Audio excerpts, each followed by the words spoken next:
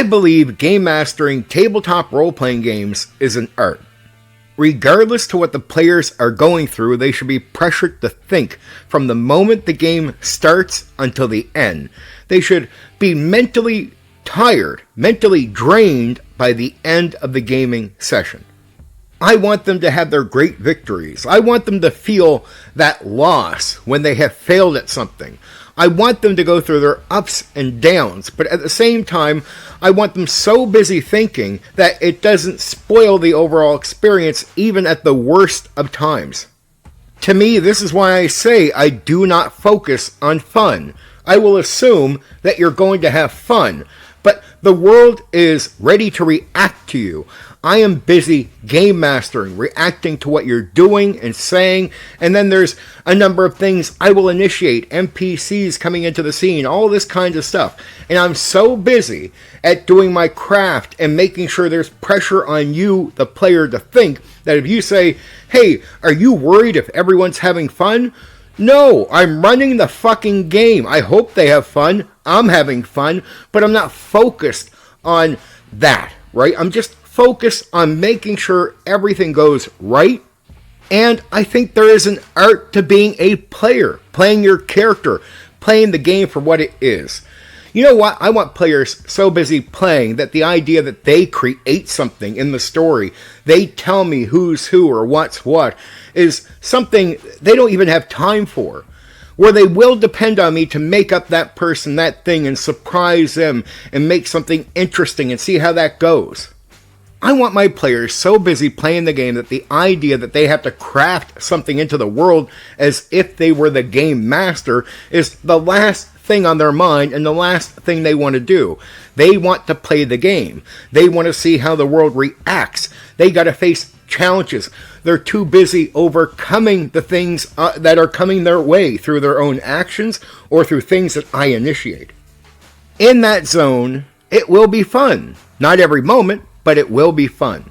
It will be exciting when they, have the great victory. And it will feel like a real downer when a character dies in the game, or a friendly NPC is lost, or they failed, right, to take that thing down. Now what do? The character's still there, but they have failed. This is a role-playing game, and it's unique compared to any other game that exists. There are parts where I expect you to not have fun. I want you to go through that experience of, the downtime where it's not exciting. Because I believe every aspect, every experience that you can have in the game has its own value and is there for a reason. To have those down times makes you not want to go through them again. Avoid them. Become more cautious as a player. When a game master is willing to let you fall on your face and go through the worst of what can happen, it can make you a better player because you'll learn from your mistakes. But you also learn how to deal with downtimes. Some players are very sensitive, and that's no good for a game like this. So sometimes I want the heat to be put on their head so they can learn, look, here's the bad outcome. It's not the end of the world. You can try to turn this around, but you got to go through it sometimes. And of course, I want you to have fun. I'm not doing this to torture you or to create a bad experience overall with the tabletop role-playing game. So of course, I'm not only focused on the fun that we're going to have. I'm mainly going to focus on just running the game and challenging your mind. In the process of that, of course, we will have fun. We will go through many things together, and I'm looking forward to that, be it the good and the bad. In my opinion, when you try to avoid failure, like, say, character death, or you're trying to avoid these down moments so you can continue, the rule of cool and constantly having fun, I think there is something lost from the game, right? I think the negative exists for a reason to make the positive even better.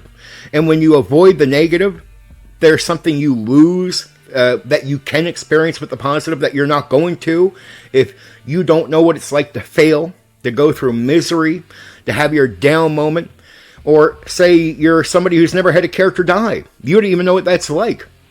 I really believe being a game master, like I said, is an art, like putting together each scene, what's there and why it is there. That's why I don't want players doing that job. They don't need to tell me that stuff.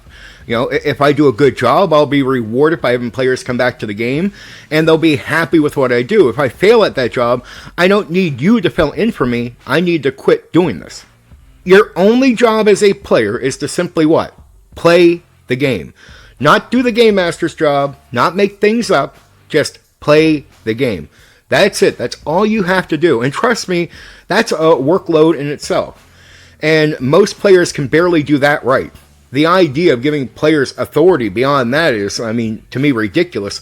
Most can barely play the game properly, without that, right? So we usually have to work, like especially public DMs like me that are dealing with strangers. One of the things that I usually have to do a lot of work on for players is to get them just to play the game properly. Just simply play the game properly. And that's like 99% of players.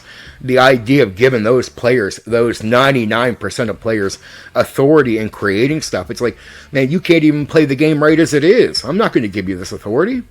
And of course, I believe in making exceptions. If you have a group of friends that are highly intelligent and can handle a bunch of things, go ahead. But if you're a public DM like me, and you know 99.9% of players in the hobby cannot handle half the shit people are trying to advise people to do, you laugh at the advice, and then you just want to talk real to people, get the point across to them. You don't need the authority players. Right? You just need to focus on playing the game right, which most of you can barely do, so get that right, please.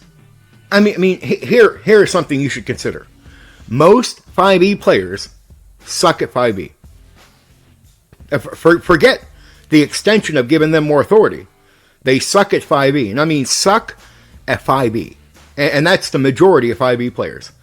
Ask any 5e DM if I'm lying. Go ahead. They'll all tell you the same thing. No, as much as we might not agree with other things Steven or Condor says, this is one area they will agree with me on. So I just wanted to knock down some pipe dreams that people have about the hobby and where it can go and what we can do. We barely have players that can play the game as it is. That's it. And that's going to take decades, if not 100 years to fix. Forget anything beyond that. Beyond that is silliness, it's unrealistic, and most of what you guys out there are trying to push from the minority is never going to work for the majority, and it won't work for the majority in 100 fucking years. So you have no future.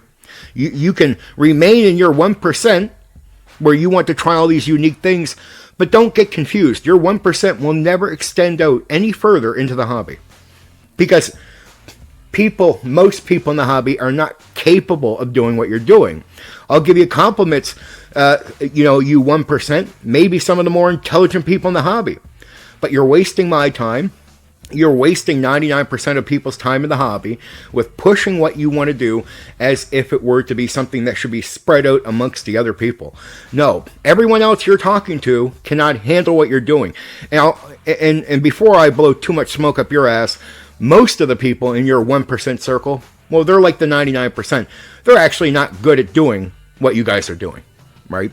And you might be one of those people that are in your circle that you're really not special. You're no different than the 99%. You can't do the thing you're talking about either. You can understand it, you just suck at it.